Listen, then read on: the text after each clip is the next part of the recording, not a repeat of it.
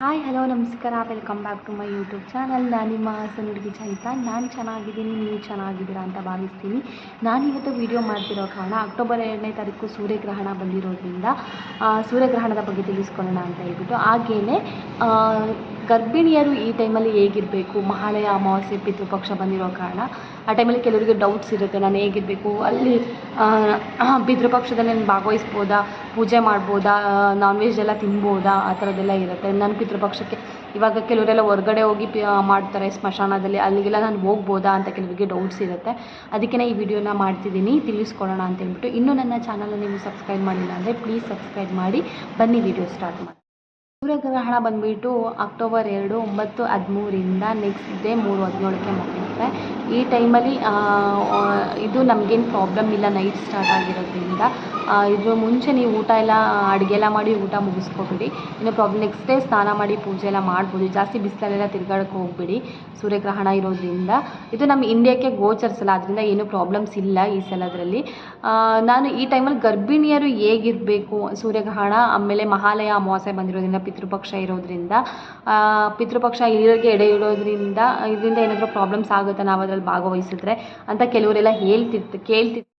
ಪಿತೃಪಕ್ಷ ಅಂದರೆ ಒಬ್ಬೊಬ್ಬರ ಮನೇಲಿ ಒಂದೊಂದು ಥರ ಮಾಡ್ತಾರೆ. ಕೆಲವರು ಮನೇಲಿ ಮಾಡೋರು ಇರ್ತಾರೆ, ಕೆಲವರು ಸ್ಮಶಾನಕ್ಕೆ ಹೋಗಿ ಮಾಡೋರು ಇರ್ತಾರೆ, ಕೆಲವರು ಪಿಂಡ ಬಿಡೋದು ಅಂತೇಳ್ಬಿಟ್ಟು ನದಿಗಳ ಹತ್ರ ಹೋಗಿ ಮಾಡೋರು ಇರ್ತಾರೆ. ಈ ಥರ ಇದ್ದಾಗ ಮನೆಯಲ್ಲಿ ಮಾಡೋದಿದ್ರೆ ಏನೂ ಪ್ರಾಬ್ಲಮ್ ಆಗಲ್ಲ. ಮನೆಯಲ್ಲಿ ಪೂಜೆ ಮಾಡೋದ್ರಿಂದ ಏನು ಪ್ರಾಬ್ಲಮ್ ಆಗಲ್ಲ, ಮಾಡ್ಬೋದು.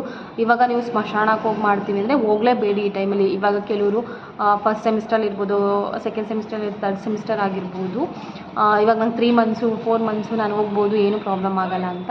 ಆ ಥರ ಇದ್ದರೆ ಹೋಗೋಕ್ಕೆ ಸ್ಮಶಾನಗಳಿಗಾಗಿರ್ಬೋದು, ನದಿಗಳ ಹತ್ರ ಆಗಿರ್ಬೋದು ಹೋಗ್ಬಿಡಿ. ಮನೆಯಲ್ಲೇ ಪೂಜೆ ಮಾಡ್ತಿದ್ದಾರೆ ಅಂದರೆ ಮಾಡ್ಕೊಳ್ಳಿ, ಏನು ಪ್ರಾಬ್ಲಮ್ಸ್ ಇಲ್ಲ, ಏನೂ ಪ್ರಾಬ್ಲಮ್ ಕೂಡ ಆಗಲ್ಲ. ಇವಾಗ ನೀವು ಅಲ್ಲಿಗೆ ಹೋದ್ರಿ ಅಂದರೆ, ಇವಾಗ ಸ್ಮಶಾನಕ್ಕೆಲ್ಲ ಹೋದ್ರಿ ಅಂತ ಹೇಳಿದ್ರೆ ಅಲ್ಲೇ ಫಸ್ಟೇ ನೆಗೆಟಿವ್ ಎನರ್ಜಿ ಇರುತ್ತೆ. ನೀವು ಫಸ್ಟೇ ಡಿಲಿವರಿ ಬಗ್ಗೆ ಸ್ವಲ್ಪ ಟೆನ್ಷನ್ ತೊಗೊಂಡಿರ್ತೀರ, ಭಯ ಇರುತ್ತೆ ನಿಮ್ಗೆ ಆಲ್ರೆಡಿ. ಮತ್ತೆ ಏನಾದರೂ ನೀವು ಮತ್ತೆ ಸ್ಮಶಾನಕ್ಕೆ ಹೋದರೆ ನಿಮ್ಗೇನಾಗ್ಬೋದು, ನಿಮ್ಮ ಪಾಪುಗೇನಾಗ್ಬೋದು ಅಂತ ಬರೀ ನೀವು ಅದೇ ಥಿಂಕ್ ಮಾಡ್ತಿರ್ತೀರ. ನೆಗೆಟಿವ್ ಎನರ್ಜಿ ಅಲ್ಲಿಂದ ಬರೋದ್ರಿಂದ ಸುಮ್ಮನೆ ಏನಕ್ಕೆ ಪ್ರಾಬ್ಲಮ್ ಮಾಡ್ಕೊತೀರಾ. ಅದಕ್ಕೆ ಸ್ಮಶಾನಕ್ಕೆಲ್ಲ ಹೋಗಿ ಮಾಡೋದಿದ್ರೆ, ನಿಮ್ಮ ಮನೇಲಿ ಹಿರಿಯವ್ರು ಇದ್ದರೆ ಅವರೇ ಮಾಡ್ಕೊಬರ್ತಾರೆ, ಏನು ತಲೆ ಕೆಡಿಸ್ಕೊಳಕ್ಕೆ ಹೋಗ್ಬಿಡಿ. ಮನೇಲೇ ಮಾಡೋದಿದ್ರೆ ಮಾತ್ರ ಮಾಡ್ಕೊಳ್ಳಿ, ಪೂಜೆ ಎಲ್ಲ ಮಾಡ್ಕೊಳ್ಳಿ, ಏನೂ ಪ್ರಾಬ್ಲಮ್ ಆಗಲ್ಲ. ಹಾಗೆಯೇ ಈ ಟೈಮಲ್ಲಿ ಸೂರ್ಯಗ್ರಹಣ ಟೈಮಲ್ಲಿ ಮಲಗ್ಬೋದಾ ಅಂತ ಕೆಲವು ಕ್ವಶನ್ಸ್ ಇರುತ್ತೆ. ಮಲಗಿ ಏನೂ ಪ್ರಾಬ್ಲಮ್ ಇಲ್ಲ, ಮಲಗೋದ್ರಿಂದ ಏನೂ ಪ್ರಾಬ್ಲಮ್ ಆಗಲ್ಲ. ಹಾಗೆಯೇ ಈ ಟೈಮಲ್ಲಿ ನಾವು ಹೊರಗಡೆ ಎಲ್ಲ ಓಡಾಡೋಕ್ಕೆ ಹೋಗಬೇಡಿ, ಬಿಸಿಲಲ್ಲೆಲ್ಲ ಸೂರ್ಯನ ಶಾಖ ಜಾಸ್ತಿ ಇರೋದ್ರಿಂದ. ಹೊರಗಡೆ ಎಲ್ಲ ನೈಟ್ ಬಂದಿರೋದ್ರಿಂದ ಅದಕ್ಕಿಂತ ಬೇಗ ಊಟ ಮುಗಿಸಿ ಮಲಗಿ. ಈ ಟೈಮಲ್ಲಿ ಮಲಗಬೇಡಿ ಅಂತ ಕೆಲವರೆಲ್ಲ ಹೇಳ್ತಿರ್ತಾರೆ. ಮಲಗಿದ್ರೆ ಏನು ಪ್ರಾಬ್ಲಮ್ ಆಗಿಲ್ಲ, ಮಲ್ಕೊಳ್ಳಿ. ಈ ಟೈಮಲ್ಲಿ ರೆಸ್ಟ್ ಮಾಡಿ, ಆದಷ್ಟು ನೀರು ಕುಡೀರಿ, ಚೆನ್ನಾಗಿ ಊಟ ಮಾಡಿ, ಚೆನ್ನಾಗಿ ಓಡಾಡಿ, ಏನೂ ಪ್ರಾಬ್ಲಮ್ ಆಗಲ್ಲ. ಹಾಗೆಯೇ ಸುಸ್ತು ಮಾಡ್ಕೊಬೇಡಿ ಜಾಸ್ತಿ ಕೆಲಸ ಅಂತ ಹೇಳ್ಬಿಟ್ಟು. ಮಾಡಿ ಕೆಲಸನ ಆದಷ್ಟು ಅವಾಯ್ಡ್ ಮಾಡಿ, ಸ್ವಲ್ಪ ಕೆಲಸನ ಮಾಡಿ ಆದಷ್ಟು ರೆಸ್ಟ್ ತೊಗೊಳ್ಳಿ ಚೆನ್ನಾಗಿ. ಹಾಗೆಯೇ ಈ ಟೈಮಲ್ಲಿ ನಾನ್ ವೆಜ್ ತಿನ್ಬೋದು ಅಂತ ಕೆಲವರು ಡೌಟ್ ಇರುತ್ತೆ, ಆದಷ್ಟು ವೆಜ್ ತಿನ್ನೋಕ್ಕೆ ಟ್ರೈ ಮಾಡಿ. ಈ ಟೈಮಲ್ಲಿ ಪಿತೃಪಕ್ಷ ಆಗಿರೋದ್ರಿಂದ ವೆಜ್ ಬೇಳೆ ಸಾಂಬಾರು ರೈಸ್ ಮಾಡಿರ್ತಾರೆ, ರಸಮ್ ರೈಸ್ ಮಾಡಿರ್ತಾರೆ, ಆ ಥರದ್ದೆಲ್ಲ ತಿನ್ನೋಕ್ಕೆ ಟ್ರೈ ಮಾಡಿ. ಈ ಟೈಮಲ್ಲಿ ನಾನ್ ವೆಜ್ ಅವಾಯ್ಡ್ ಮಾಡಿ ಆದಷ್ಟು.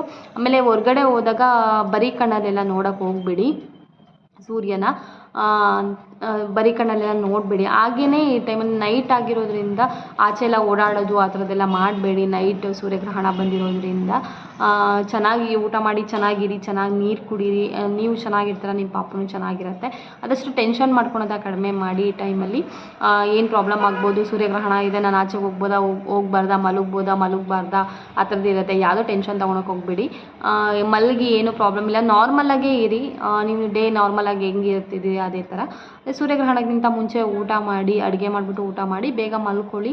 ನೆಕ್ಸ್ಟ್ ಡೇ ಬಂದುಬಿಟ್ಟು ಸ್ನಾನ ಮಾಡಿ ಪೂಜೆ ಮಾಡಿ, ಏನೂ ಪ್ರಾಬ್ಲಮ್ಸ್ ಇಲ್ಲ. ನಿಮ್ಮ ಡೇ ಹೆಂಗೆ ಹೋಗ್ತಿದೆ ಆ ಥರ ಹೋಗ್ತಿರುತ್ತೆ, ಏನೂ ಪ್ರಾಬ್ಲಮ್ಸ್ ಆಗಲ್ಲ. ಹಾಗೆಯೇ ಈ ವಿಡಿಯೋನ ನಾನು ಇಲ್ಲಿಗೆ ಎಂಡ್ ಮಾಡ್ತಿದ್ದೀನಿ. ಈ ವಿಡಿಯೋ ನಿಮಗೆ ಇಷ್ಟವಾದಲ್ಲಿ ಲೈಕ್ ಮಾಡಿ, ಶೇರ್ ಮಾಡಿ, ಕಮೆಂಟ್ ಮಾಡಿ, ಸಬ್ಸ್ಕ್ರೈಬ್ ಮಾಡೋದ ಮರಿಬೇಡಿ ಅಂತ ಹೇಳ್ತಾ ಟೇಕ್ ಕೇರ್ ಆ್ಯಂಡ್ ಬಾಯ್.